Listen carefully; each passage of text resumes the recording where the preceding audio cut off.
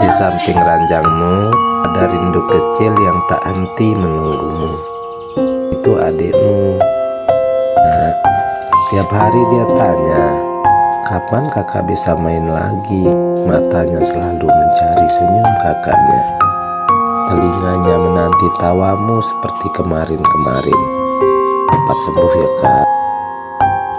Ada hati kecil yang sangat merindukanmu, lebih dari yang bisa dia ucapkan.